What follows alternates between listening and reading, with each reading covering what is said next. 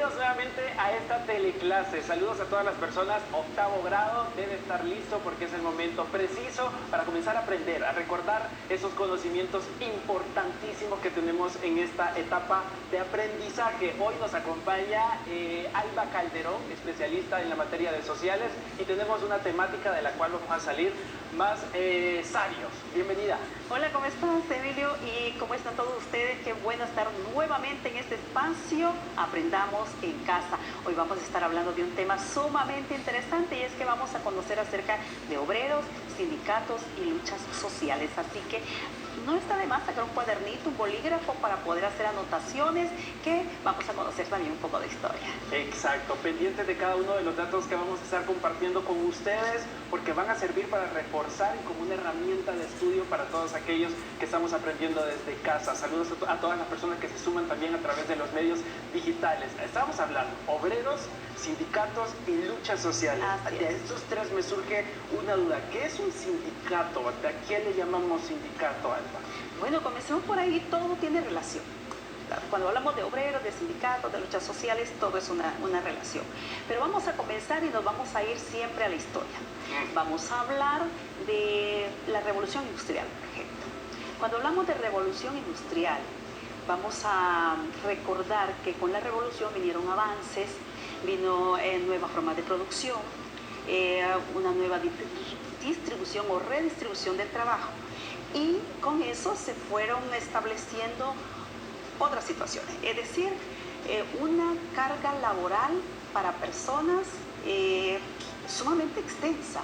Había niños trabajando, había mujeres trabajando, hombres trabajando, pero las cargas de trabajo o las horas de trabajo hablábamos de 14, 16 horas y muchas veces con una sola hora de descanso. Entonces esto, aparte de los ambientes laborales, las áreas insalubres o la dificultad o el riesgo de la actividad que se estaba realizando, muchas veces terminaba con la vida de los niños o de cualquiera de los obreros que estaban en esos lugares. Muy bien, o sea que parte del surgimiento de la revolución industrial podríamos decir que son esos momentos de explotación, que posiblemente las personas la pasaban muy mal haciendo trabajos que posiblemente también pusieran en peligro su vida. Correcto, entonces ya no he olvidado tu pregunta. Ajá. ¿Qué son los significados? Todavía no, pero esto hace que se vaya formando una conciencia de grupo, una conciencia social de grupo y la necesidad de poder ir formando asociaciones o grupos para poder empezar a pedir que se cambiara este tipo de situaciones que hasta este momento se estaban llevando de esa forma. Es así como surgen las primeras asociaciones gremiales o los primeros grupos en ese momento para poder exigir el cambio de estas situaciones. Y no estaban exigiendo nada anormal, sino nada más reducir las horas a 8 horas, decían 8 por 3. ¿Y por qué? Porque 8 horas de trabajo, 8 horas de descanso y 8 horas de sueño. Eso es lo que decían. Entonces era muy importante el poder reconocer que estas personas estaban en su condición, en su derecho, pues de estar pidiendo esto, se estaban explotando, ¿verdad? Entonces empiezan a surgir en los diferentes países este tipo de demandas. Y esto comienza en Inglaterra, obviamente, porque en Inglaterra es donde tiene primeramente la revolución industrial su nicho. Y esta revolución también tiene un impacto y una repercusión en América Latina y en todo el continente. Más adelante, por supuesto, ¿verdad? Después de todos estos movimientos, vamos a hablar también porque se celebra el día o se conmemora, mejor dicho, el Día del Trabajador. Y vamos a pasarnos un poco a América Latina. ¿Qué pasa en América Latina? América Latina tiene, y propiamente El Salvador, nuestro país que nos interesa también, tiene un proceso de explotación laboral. En ese momento, bueno, se habían perdido las tierras ejidales, las tierras comunales, había un desencanto de las personas. Los obreros, las personas que trabajaban en los jornales, en las fincas, por ejemplo, eran personas que hacían una gran cantidad de horas trabajando, recibían poco salario y esto además era en fichas, donde solamente se podían cambiar en las haciendas de las personas, de los patronos, y además además se les cobraba un peso por el lugar donde habitaban. Entonces, una serie de situaciones empiezan a surgir las primeras asociaciones mutuales. Comienza el mutualismo, ¿verdad? Después van a ser organizaciones laborales y posteriormente van a venir los sindicatos. Se forma, ya esa estructura. Pero cuando mencionamos que las personas se comienzan a unir, que comparten esos momentos de tal vez disgusto del hecho de la explotación que estaban viviendo, surge algo que lo había leído en una de las guías y es conciencia de grupo. Sí. ¿Qué podríamos decir sobre eso? ¿Será que el hecho que todos estuvieran pensando al mismo tiempo sobre una temática generara una conciencia en común, o cómo podríamos determinar ese concepto? La conciencia de grupo es: voy a buscar el bienestar para todos nosotros. ¿Verdad? No voy a pensar solo en mí, solo en mi bienestar, sino en todo el grupo.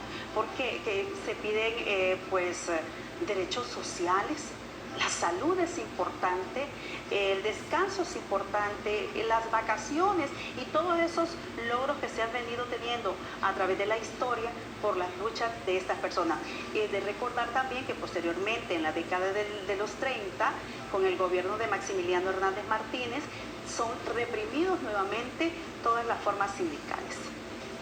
Y además recordar o hablar también que anteriormente no teníamos una normativa, no teníamos un código de trabajo como lo conocemos actualmente, sino que todas estas relaciones se normaban a través del Código Civil, ¿verdad? Entonces, ¿qué es un sindicato? Es una agrupación, es un grupo de personas que busca establecer la armonía, las relaciones entre el patrón y los trabajadores, llegar a acuerdos, establecer diálogos, establecer todas esas situaciones que van a favorecer la vida de los trabajadores. Ese es en sí, ¿verdad? El grupo que busca el bienestar, que busca la relación social, que busca establecer límites y poder llevar el beneficio para todos los trabajadores. Y ya que sé todos estos conceptos, ¿cómo es que surge la formación de los gremios de artesanos, por ejemplo? Fíjate, esa pregunta me trae a la mente una obra que escribe Roque Dalton, y se llama Miguel Mármol. Miguel Mármol describe cómo se forman los grupos de artesanos precisamente para la demanda de sus actividades, ¿verdad? Lo que estaban realizando en ese momento y la represión que también tuvieron en eso. Pero posteriormente, cuando ya se establece toda la forma sindical, también es necesario recordar otros eventos que sucedieron, sobre todo en Estados Unidos. Y vamos a hablar de Chicago. Y aquí surge otra situación. Aquí vamos a hablar, nosotros de repente el 1 de mayo vemos a las personas manifestándose, vemos a las personas que hacen marchas y dicen, están celebrando el Día del Trabajo. Más que una celebración, es una conmemoración. ¿Por qué? Vamos a recordar qué pasó ese 1 de mayo en Chicago. ¿Qué pasó? Y de ahí surge la historia de los mártires de Chicago. Empiezan a través de todo lo que te vengo contando, porque cuando en la revolución industrial donde hablábamos, surge, por ejemplo, la burguesía que tenía los medios de producción, y surge una clase nueva que era el proletariado, que eran los que vendían su fuerza de trabajo a los dueños de los medios de producción. Entonces, todo esto que te explicaba de las extenuantes horas de trabajo y todos estos problemas van a desencadenar disgustos y protestas más adelante. El 1 de mayo, estamos hablando de allá del 86, ¿verdad? 1886, se da una protesta en Chicago. Pasa 1, 2, 3, 4, 5 de mayo, es una semana, bueno, 12.000 fábricas, estamos hablando de unos, la historia narra de unos 350.000 personas, otros dicen 35.000 personas, pero que se van a una marcha multitudinaria. De esta marcha van llegando, bueno, hay muertos, ¿verdad? Obviamente por toda la convulsión y toda la efervescencia del momento. Y cuando llegan a la empresa McCormick, lo narra la historia, también hay otros fallecidos porque tratan de detener en ese momento la manifestación. Porque hubo muertes, ¿verdad? Entonces esa conmoción fue total, fue muy amplia. Y por eso a raíz de ese evento se habla ahora del 1 de mayo como el Día del Trabajo. ¿Y es el Día del Trabajo o el Día del Trabajador? También ahí surge esa dualidad de conceptos. Correcto, ¿verdad? Cuando hablas del trabajador es la persona la que realiza la actividad laboral.